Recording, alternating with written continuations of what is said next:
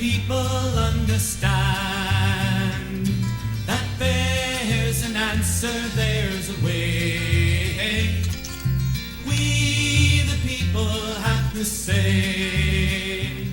So send the orders to prepare that we the people do declare. Send the good news, send the word. Welcome to DN News in Review. I am your host, Lou Ismay. What's going on in other places in the world? What's going on in our own country?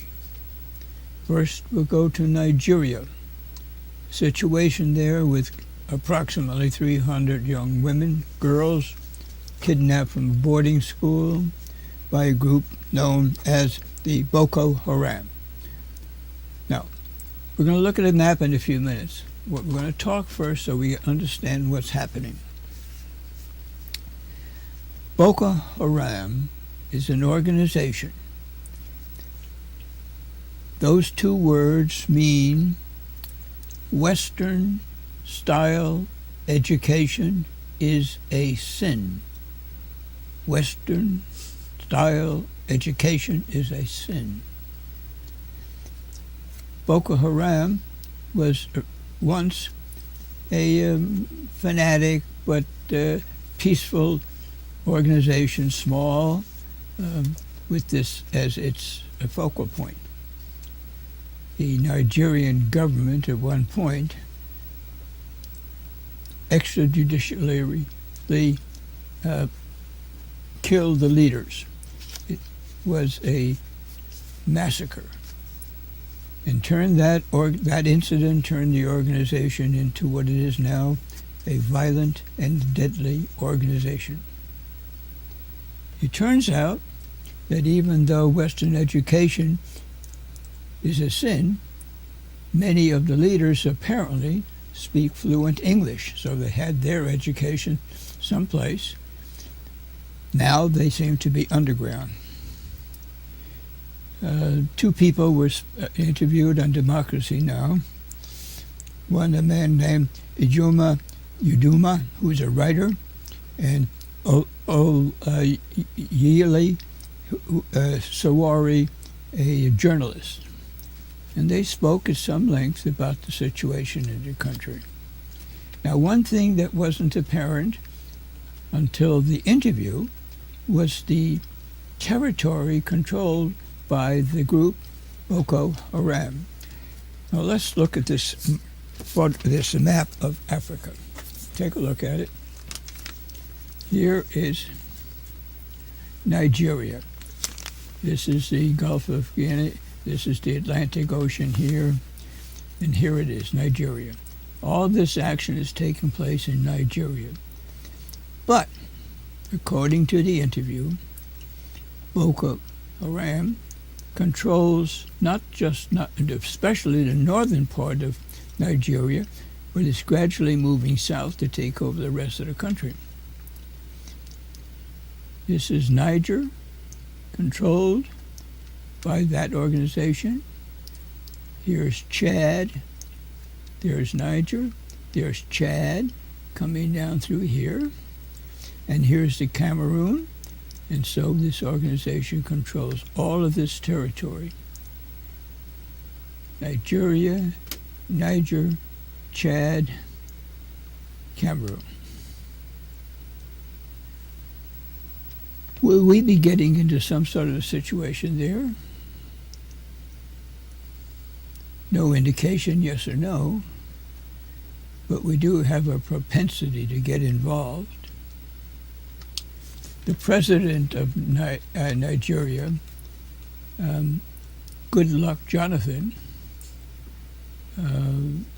claims that he, in one hand, that the girls are going to be rescued and returned to their families, and the other hand says he doesn't know where they are. So the question raised during the interview is, which is it? What's going on? Now, the two men who were interviewed know the country well. We have to accept their information that they gave out. and we'll have to keep track of it. It's a serious situation, at least for the people in that part of the world. Another bit of news. While we have the map, we'll come back to it in a few minutes. The United States has signed a 10-year pact with a little country on the east coast of Africa. The country is Djibouti, and here it is on the map. And why are we there? Why would we sign a 10-year contract? Well, here's this little country, Djibouti, right in here. It's got a drone base. It's going to have a bigger one.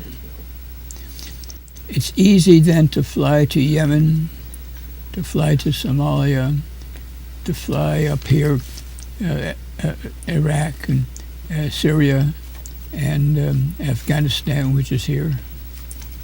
So now we have a 10-year contract for that. We have another 10-year contract in the Philippine Islands off the coast of China. And the Philippines are right in here. Here's Vietnam. Here's Shanghai. This is China. Here's the Philippines. We have another 10-year contract with the Philippines.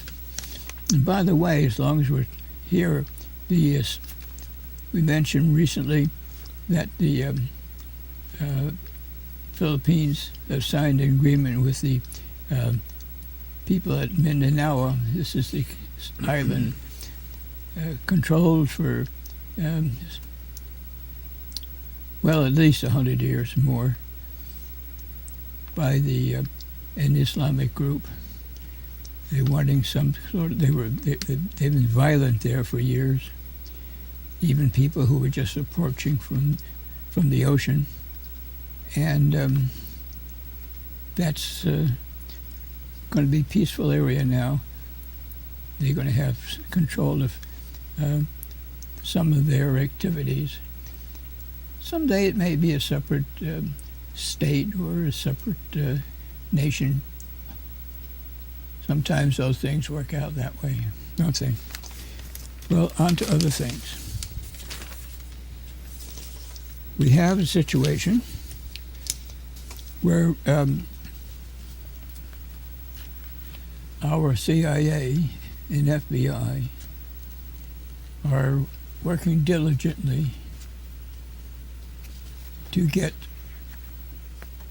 American citizens living in other countries